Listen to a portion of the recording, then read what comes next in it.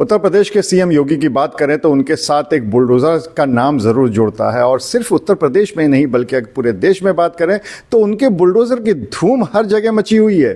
यहां तक कि कई बार तो देश के बाहर विदेशों में भी उनके बुलडोजर की बात होती है, और शायद इसीलिए उनके बुलडोजर और सीएम योगी के ऊपर बॉलीवुड सिंगर समरजीत रंधावा ने एक गाना बनाया, गाया, और वो इतना ज्यादा चर्चित हो गया है कि इस समय पूरे देश में उसने धूम मचा रखी है।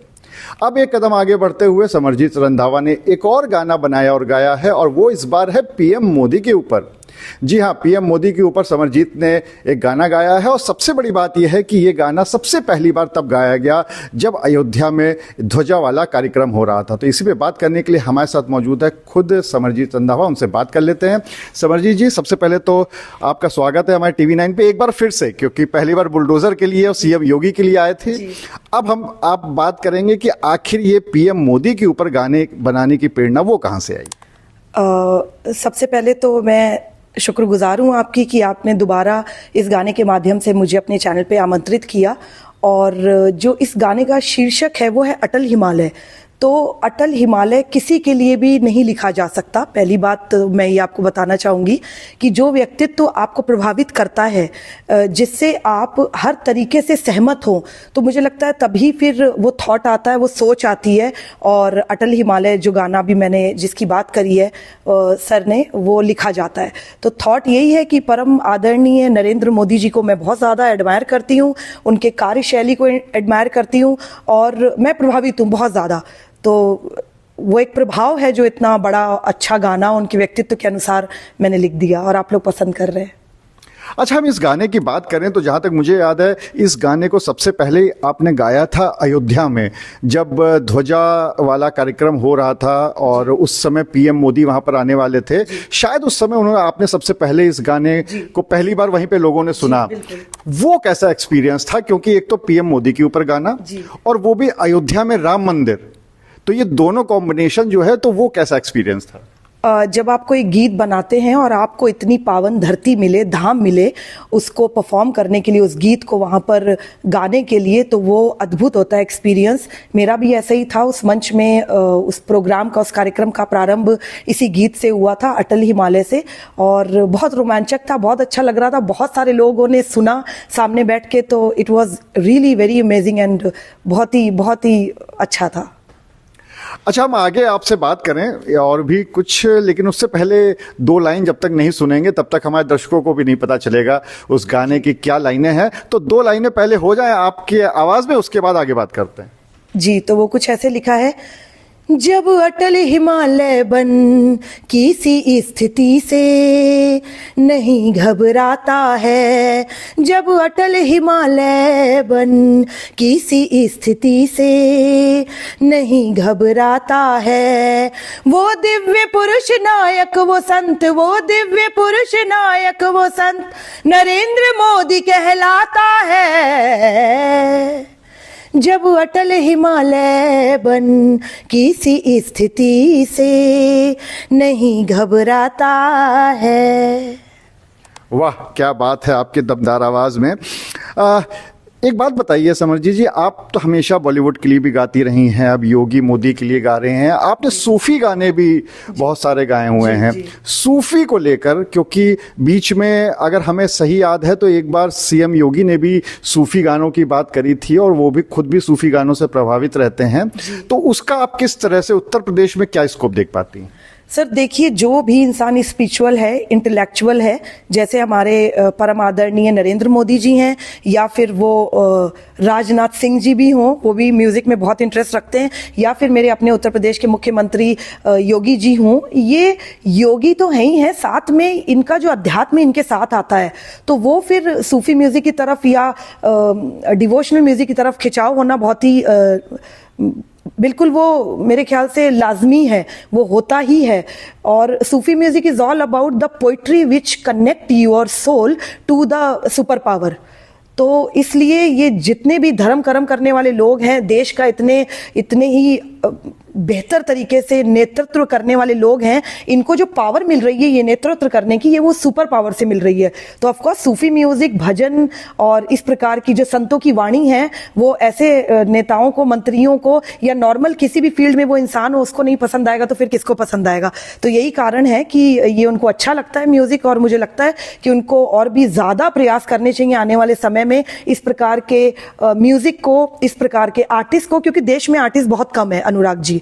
सूफी म्यूजिक को गाने वाले हों या फिर संतों की वाणी को गाने वाले आर्टिस्ट हों, ये कम होते हैं, because Sufi music is not the subject to select. ये आपको ईश्वर चुनता है इस संगीत को प्रदर्शित करने के लिए, इस संगीत को गाने की जो भावना, जो सुरों में जो चमक है, जो ऊंचाइयां हैं, जो सुरों में जो तार सप्तक वाले सुर लगते हैं जब आप सूफी गाते हो, जब आप भजन गाते हो, तो ये फिर ईश्वर प्रदत्त चीज है। तो इसका तो कोई सानी नहीं है। ये संगीत, मैं हमेशा अपने इंटरव्यू में कहती हूँ अनुराग जी कि ये हमारे आत्मा का भोजन है। तो जरूर ज्यादा प्रयास होने चाहिए इस म्यूजिक को आगे लाने के लिए।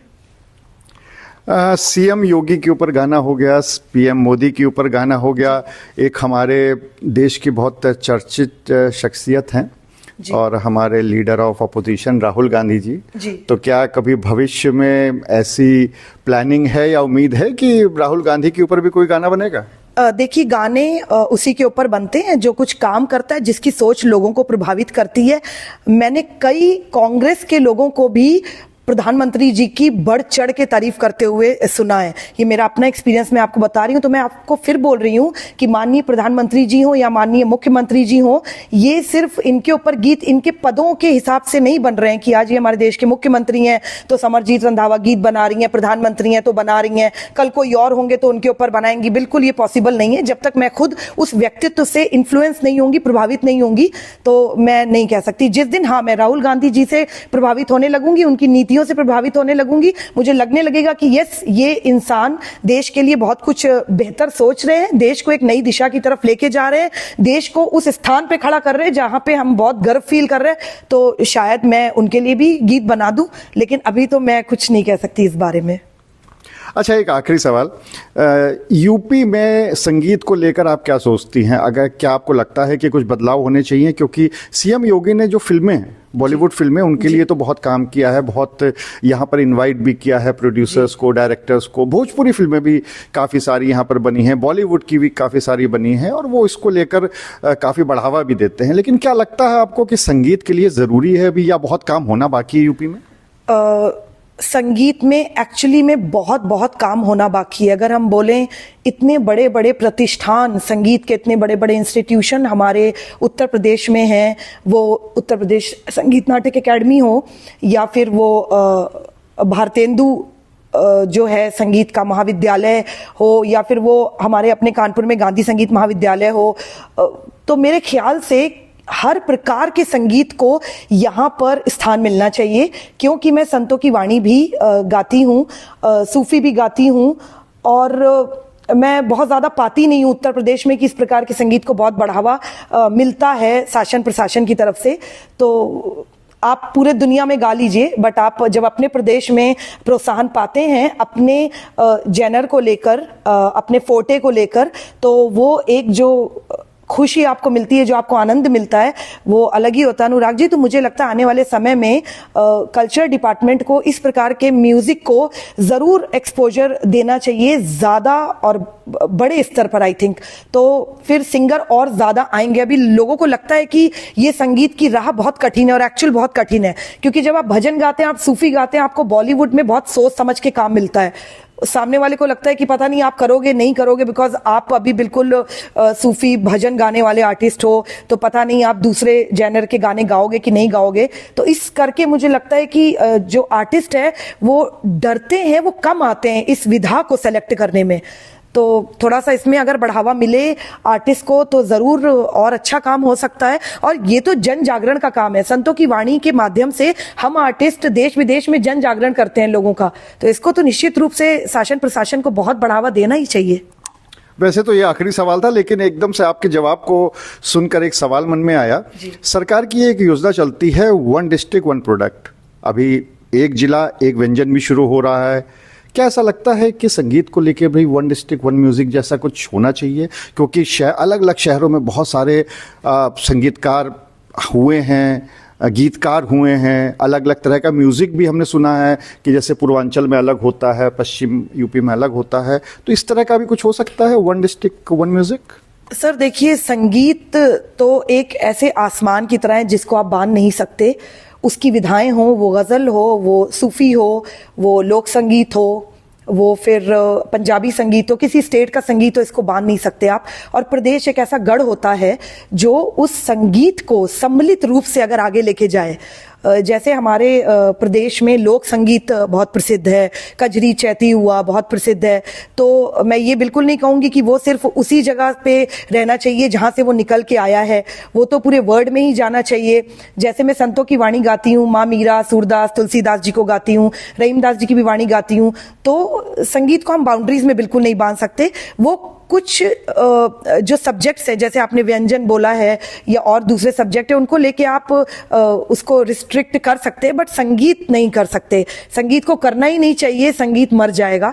तो मेरे ख्याल से ये तो एकदम ओपनली ये प्रसारित होना चाहिए और इसका प्रचार प्रसार एक समान रूप से होना चाहिए हर जगह पे। भविष्य की क्या योजनाएं हैं? क्या सीएम योगी और पीएम मोदी के बाद कुछ और नया नाम? सर मैं तीसरा नाम तो बिल्कुल लेना चाहूँगी। मुझे बहुत अच्छा लगता है राजनाथ सिंह सर का व्यक्तित्व, उनकी जर्नी, बहुत सारी चीज़ें। एक तो मुझे सबसे अच्छा लगता है वो कितनी कम बात करते हैं और जब वो बोलते हैं तो वो थोड़े ही शब्दों में इतना ज़्यादा कुछ बड़ा बोल देते हैं। और इस समय हम बहुत बहुत अच्छा फील करते, सेफ फील करते हैं। वो हमारे प्रदेश के, हमारे देश के रक्षा मंत्री हैं, तो डेफिनेटली अगर मुझे मौका मिला तो मैं ज़रूर उनके ऊपर भी एक बड़ा गाना तो प्रस्तुत करना चाहूँगी। तो आपने समरजीत रंधावा जिन्होंने साफ तौर पे ये बताया कि उनका गाया हुआ जो सीएम योगी के ऊपर गाना है बुलडोज़र वाला, वो तो खैर बहुत ज़्यादा वायरल हो ही चुका है। पीएम मोदी के ऊपर गाना बहुत तेज़ी से ऊपर जा रहा है और भविष्य की योजनाएं भी बना ली हैं कि अब की बार अगर गाना बनाना और गाने का नंबर है तो शायद रक्षा मंत्री हमारे राजनाथ सिंह जो है उनके ऊपर भी बन सकता है। इसके साथ ही साथ उन्होंने ये भी कहा कि राहुल गांधी से भी उन्हें परहेज़ नहीं है, लेकिन अगर वो कुछ ऐसा काम करते हैं जो देश के हित में है तो निश्चित तौर पर अगर मौका मिलेगा तो उनके लिए भी गाना बनाएंगे। Fenesta windows, beautiful and durable designs, installation से मेंटेनेंस की लाइफ लॉन्ग कस्टमर सर्विस। आपके घर में फिनिस्टा नहीं है तो कॉल कीजिए। फाइनर फिनिस्टा।